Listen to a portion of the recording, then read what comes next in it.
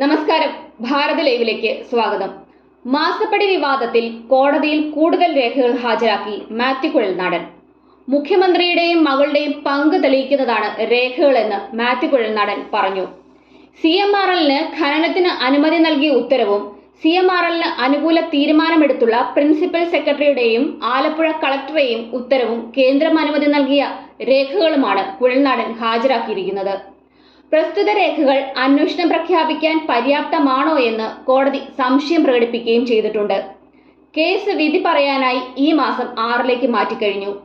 മുഖ്യമന്ത്രിക്കും മകൾ വീണ വിജയനുമെതിരായ മാസപ്പടി ആരോപണത്തിൽ അന്വേഷണം ആവശ്യപ്പെട്ടുള്ള മാത്യു കുഴൽനാടന്റെ ഹർജിയിൽ കോടതി വിധി പറയാനിരിക്കുകയായിരുന്നു. കേസ് പരിഗണിച്ചപ്പോൾ കുഴൽനാടന്റെ അഭിഭാഷകൻ കൂടുതൽ രേഖകൾ കോടതിക്ക് കൈമാറുകയായിരുന്നു. CMRLന് വഴിവിട്ട സഹായം നൽകാൻ മുഖ്യമന്ത്രി ഇടപെട്ടു എന്നതിന് പര്യാപ്തമായ രേഖകളാണ് ഹാജരാക്കിയതെന്ന് കുഴൽനാടൻ അവകാശപ്പെടുന്നു.